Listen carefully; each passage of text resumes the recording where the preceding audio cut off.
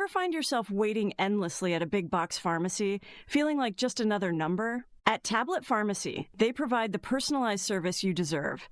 They offer free delivery and blister packaging options to make managing your medications easier than ever. Check their competitive prices online at tabletpharmacy.ca.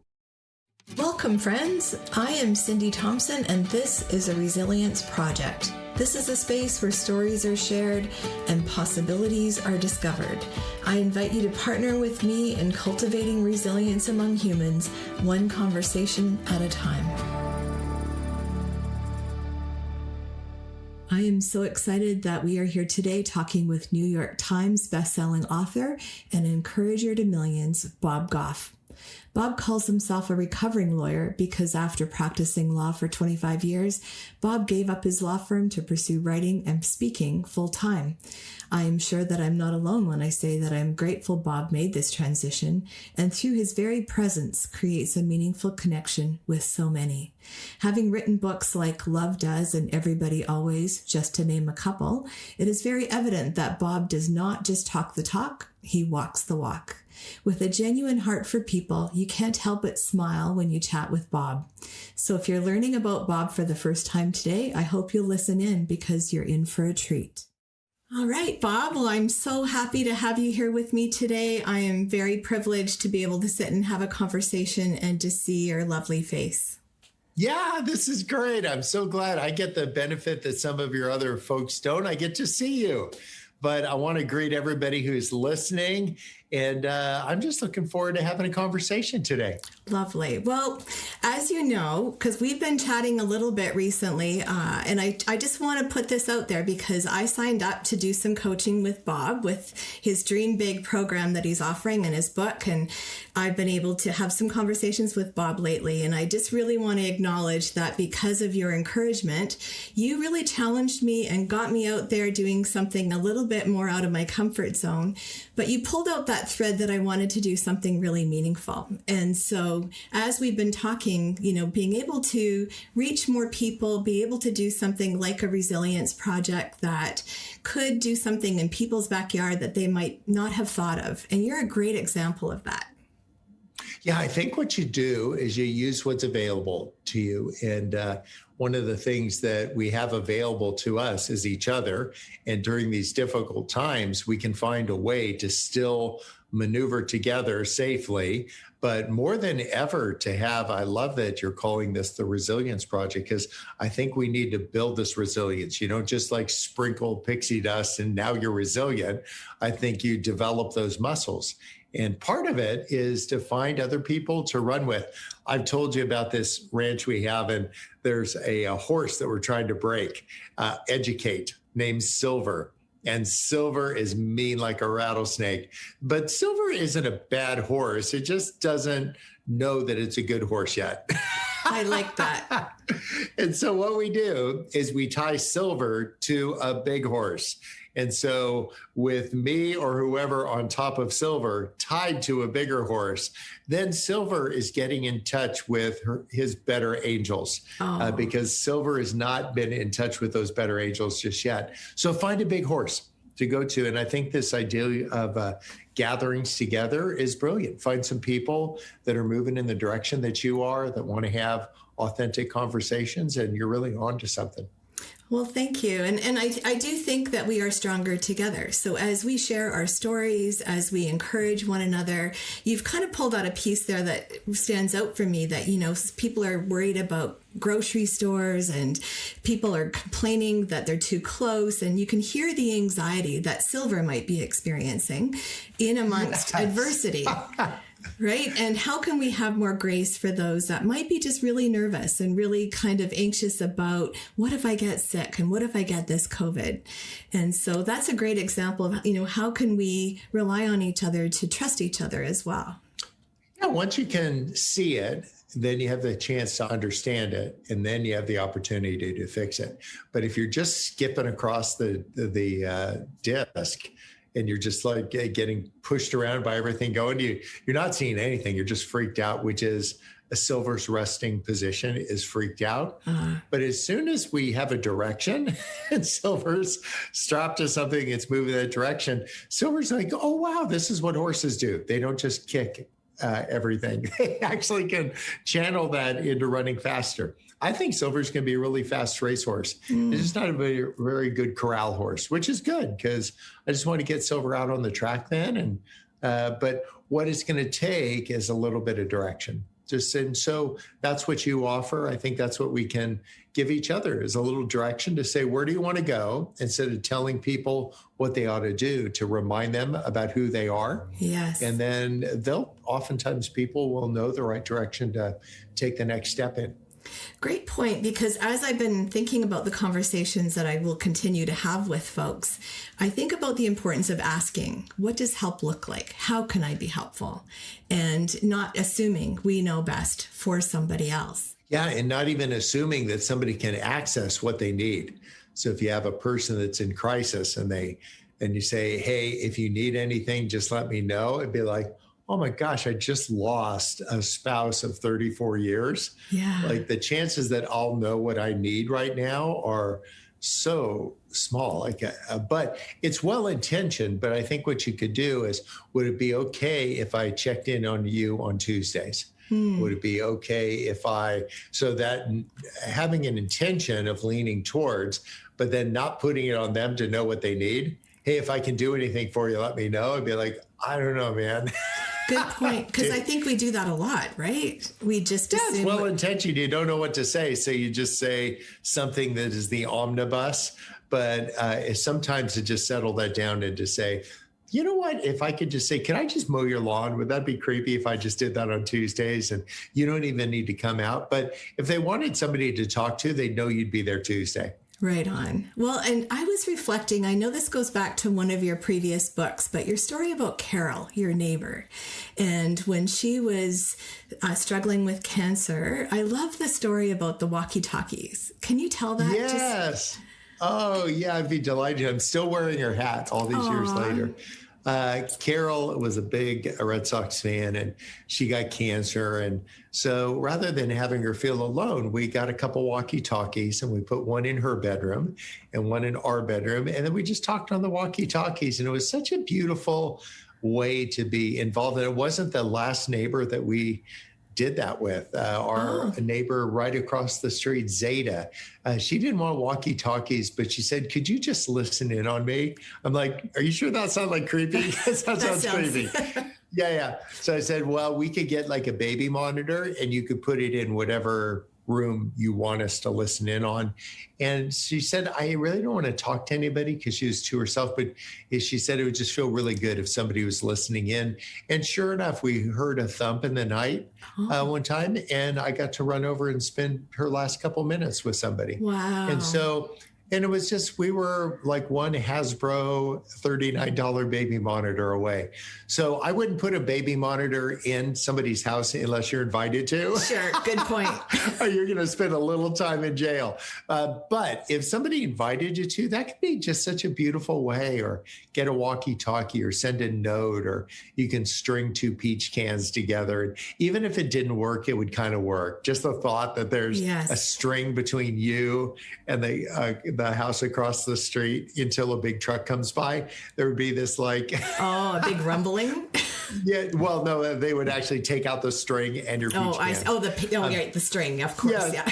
But one of the things I was thinking about is to find ways that people would be like not symbolically and actually connected. And that's one thing that you're good at. You're just saying, can there be times where we could connect together?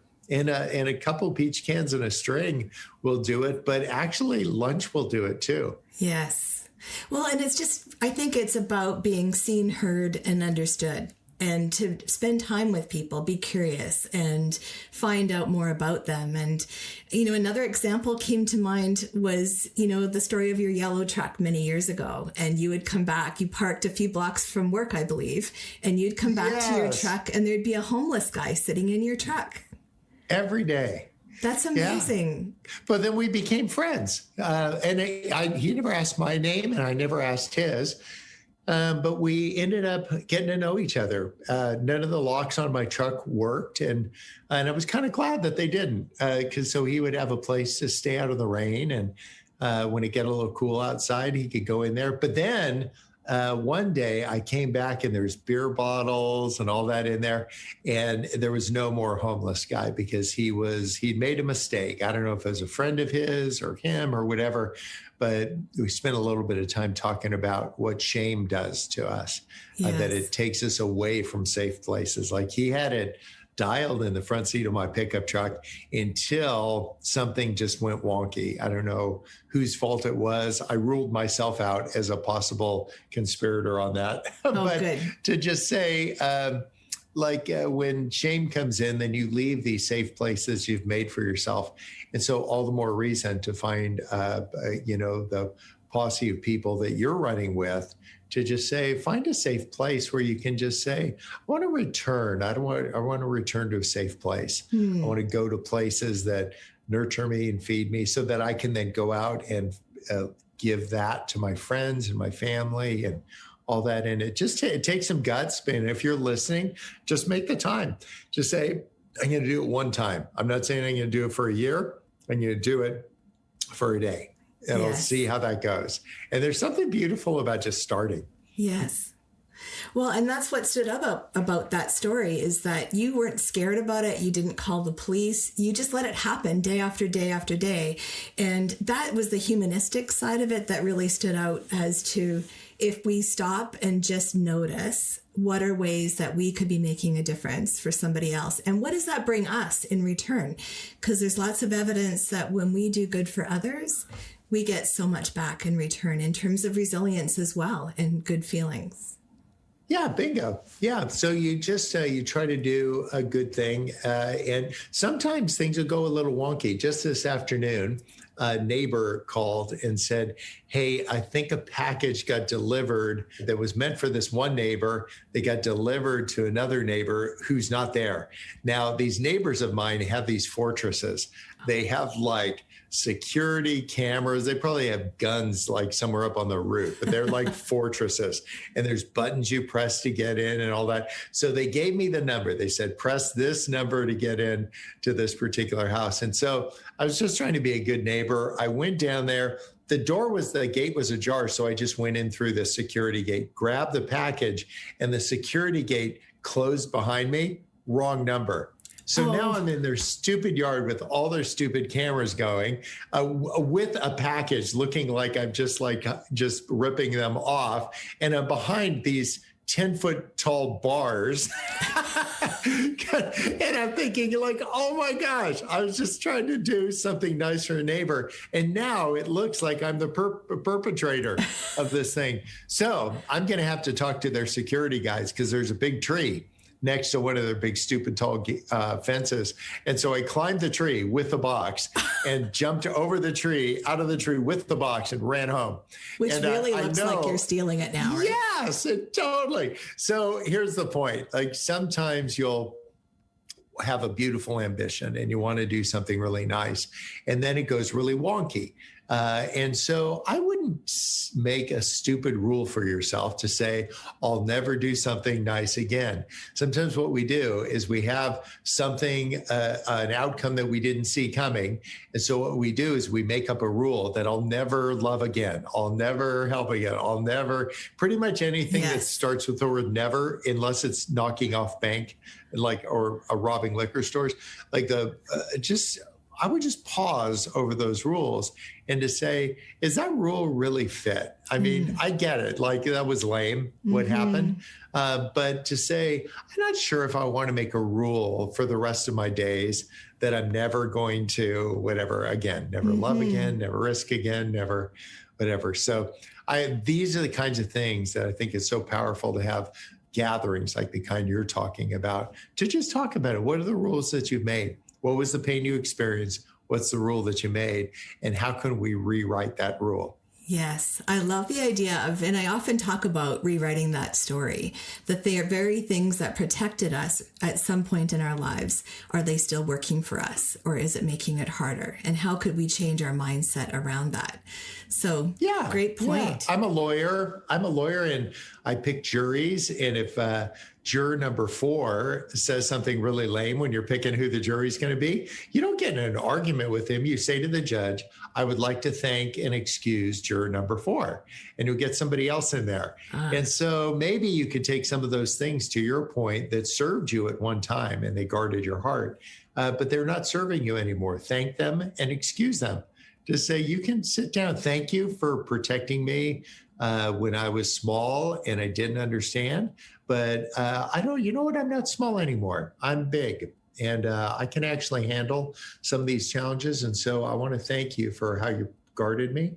But now I want to excuse you. I need you to take a seat. And there's something really beautiful about not giving agency to these kinds of old rules and old notions that had a purpose at one time. Just thank them and excuse them. Yes, great point. And I think it frees us, right, to be able to move ahead and be working on that story for our future, be able to look for the good that's around us, even during trying times right now. How can we be looking for the good that's right in front of us?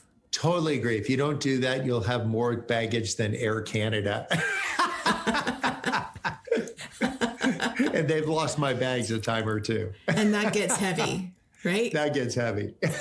Well, and if people have read some of your books, I know that you've had amazing adventures and you're not afraid to jump in and try new things, build an airline without first having an airplane, right, that you built. So being able to take chances, and I just want to point out that you don't always have to do the big things. Like, I know that you have gone to impoverished countries. You've started a nonprofit, I believe, called Love Does, to help people who are really struggling in many, many ways.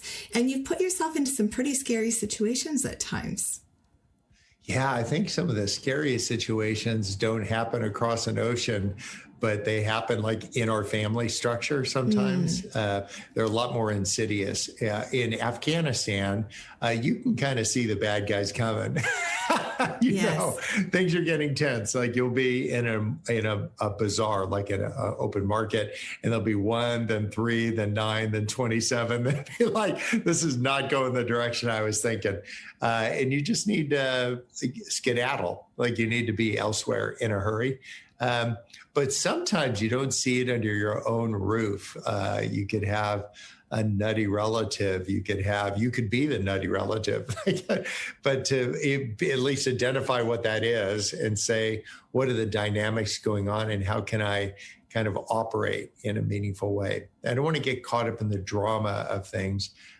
We had a gathering that we did of young people in Kabul, Afghanistan. We've got many of them together that are really identified as the leaders. And then there was a big explosion 2 days ago, and the Taliban blew up a place, and they blew up a couple of our kids. And just like, that word came down today, but I was so grateful that I had an opportunity to learn. Like, they had a message that they wanted to give in the abbreviated time that they had.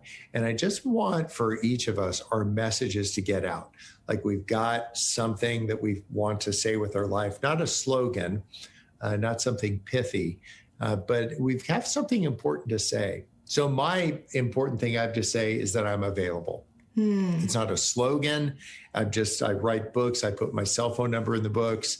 There's millions of people that have my cell phone number. I'm never the smartest guy in the room, but I am always the most available guy in the room. And so I haven't interrupted our time. I've gotten 5 calls from the back of these books while we've been talking. No kidding. Yeah. They just keep calling. That's amazing. So fun. They'll call back. And what the message says, if I can't pick it up when I'm having a meaningful conversation like this, is here's my personal email. And so I'll get maybe 700 emails a day. Wow. And I just delight in having the opportunity to connect with people, and because we're only on this marble for a little while. So let's get to know each other. I'm just so glad for my Canadian friends that let me come and be a trespasser up in Canada.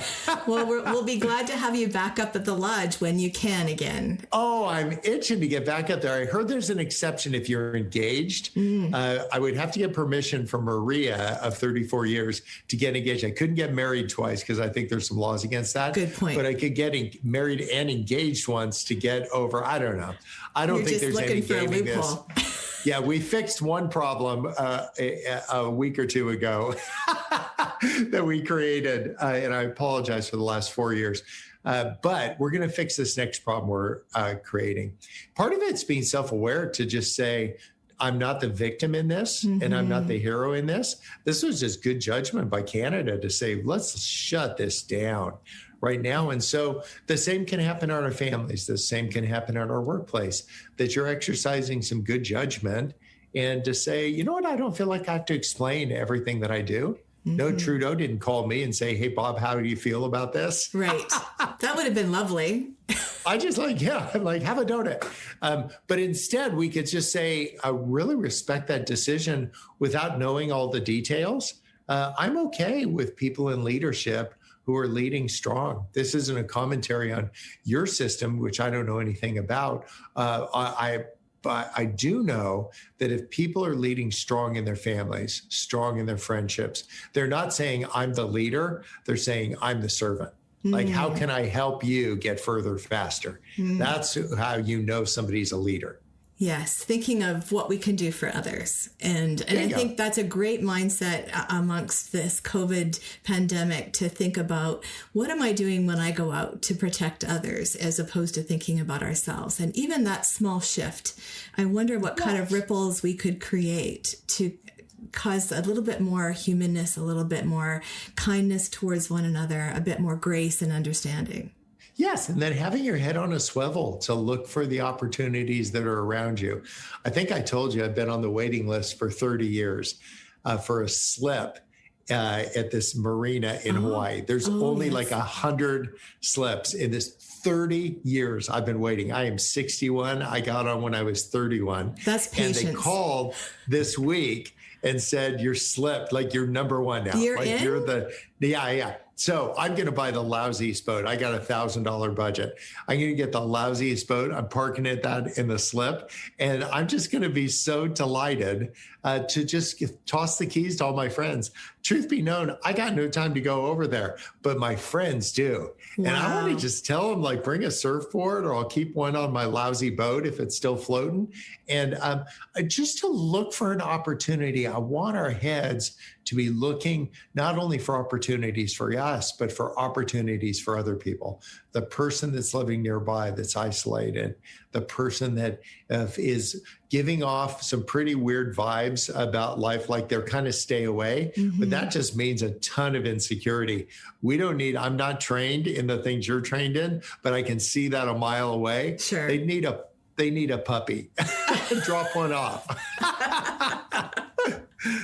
Great point. And that you're just such a lovely example of always thinking about others and ways, just like you said, to be available, whether it's putting your phone number in your books or giving your email. The fact that people are responding to that tells us that people love that idea that you are available and want to connect with you.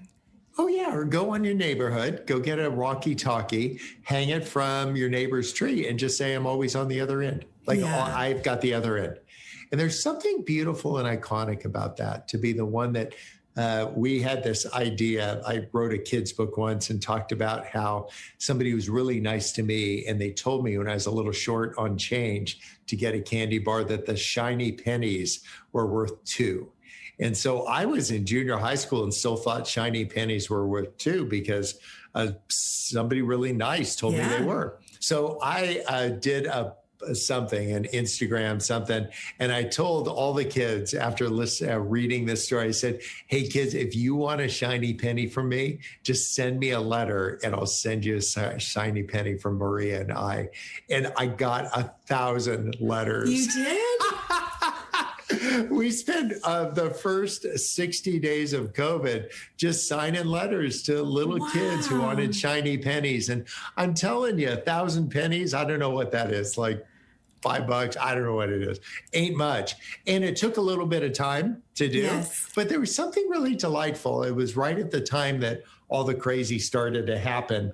And it was just a really great time for us to kind of retool and to say, you know what, I want to do things a little differently. I want to make it focused outward rather than inward. What has inspired you? Like, I think about being a lawyer, and I've read some of your books, but maybe for those listeners out there, what has inspired you to take this walk, to think of others? Was there a pivotal point in your life that something shifted for you, that you found this is really exciting and fulfilling? Yeah, for me, faith is a big deal, but I don't feel like I'm a infomercial for Jesus. I don't want to be like, so you too can have this, and we'll throw in some cooking knives and a shiny penny. But exactly. Yeah. So faith is an important thing for me, but also I just think of some of the big horses I've been tied to, folks that have been living lives filled with purpose. Like I think of my grandparents. They didn't, invent medicine. My grandfather worked as a fireman on the wharf in San Francisco, and he never put out a fire in his whole career, 40 years. I don't even know if he knew how to, but he knew how to love me. Yes. And so I think he was just available to me. Now, it was before social media, and he wouldn't have been interested anyway. But what if we multiplied that? Now, Sweet Maria is not interested in these things. She's like, her world is me, Lindsay, Richard, Adam, That's and all she whoever they're needs. married to. That's it. So she wrote a book once, and her book release was to order a medium pizza. She cut it, and she's like, it's released. So for each of us, we'll express that in different ways. But for me, my wiring harness, I just feel like I got a little bit of time. I got a ton of energy. And so I'm just going to live a life super engaged. And then when people ask me about, do you want to, like, my resting position is leaning forward, thinking like, is there any way we can make that happen? I can only imagine. And I have to say, many times as I've read your books, I've thought, I really would love to meet Sweet Maria someday, because I bet you she has even more stories to tell. Yeah, you'd like her. She's just so kind and comfortable in her own skin. But then she's married to Tigger, and I'm like all off on the next thing. I'm like, we're breeding horses now. Can you believe it? What's the next thing? Yes. It's all about hot air balloons. Well, and I imagine her just buckled in, knowing that she's gone to the next thing with you. She can't help but just honor these great ideas. Yes, we bought a little, started this little airline where we flew beavers out of Vancouver International up all the inlets by you. And so that was just like her saying, like, but you don't have a pilot's license. I'm like, I know, isn't this awesome? But we actually have pilots that do. And it was actually really fun to just come up with fun, winsome ideas. But I don't over-identify with that. I'm not the airplane guy just because I had an idea we could call some lumberjacks around. I'm not the horse guy because I got a horse. But first and foremost, I am Sweet Maria Goff's husband. I'm Lindsay, Richard, and Adam's dad. I got my feet on the ground. I'm not an author just because I could spell a couple words. Sure. But to say, like, who are we at our core? And in some sense, we're each other's. Like we need to think of ourselves more globally. If there's things that you have that I need to just kind of get to the place where I could be humble enough to say, hey, I have a need. And then to be generous enough that if you have a need that I could say, hey, I actually can fill that. Beautiful. I just really want to express my appreciation for all the good messages that you send, and to really recognize that you are Tigger, but you also bring a lot of joy. And I think that's why all those people call you and email you. And so keep it up. I really encourage that you'll continue to do that as long as you can, because of the great joy that you're bringing to many people. Oh, thank you. And, when I think maybe just as we get ready to close, I just think about, I was reflecting on this morning, and it came to mind that you are like Mr. Rogers. And I think about all the Bobisms, that maybe someday there's also going to be a book about all the Bob quotes, because there's so many of them. I'll be the guy tackling the cattle. Tomorrow's our day. Is that the day? We're going to tackle that cattle. Yeah, we're going to get the halters on the cattle, but that won't be with a red Mr. Rogers sweater. It'll be with some jeans and be a lot of willpower. Awesome. Well, and you can create your own signature style within that for sure. Yes. But I just wanted to let you know that thought came to mind today in anticipation of this. Oh, I love that. Honored. Well, thank you for leading people with love. And I'm telling you, if you're listening, find a wide spot in the road, figure out a way to join in on what's happening. And Cindy is one of the people that's speaking into my life, and let her speak into yours. Well, thank you, Bob. I really appreciate your being here.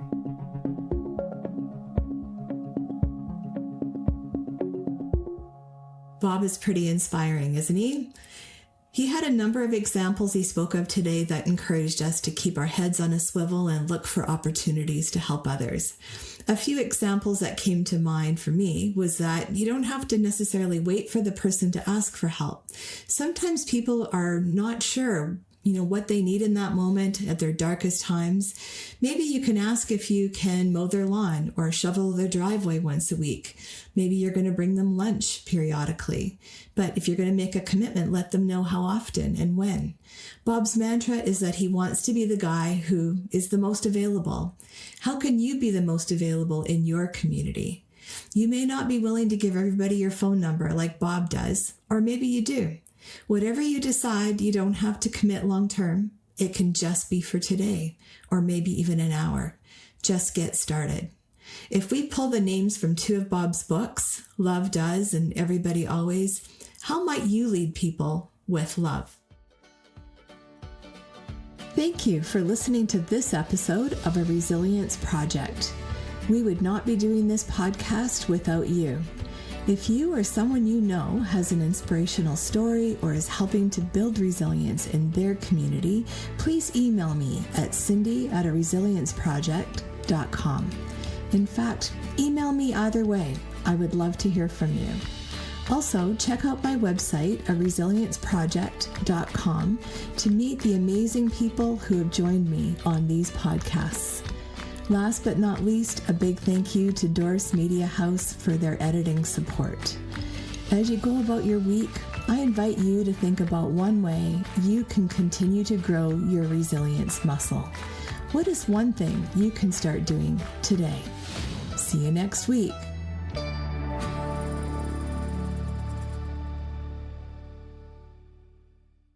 Ever find yourself waiting endlessly at a big box pharmacy, feeling like just another number? At Tablet Pharmacy, they provide the personalized service you deserve. They offer free delivery and blister packaging options to make managing your medications easier than ever. Check their competitive prices online at tabletpharmacy.ca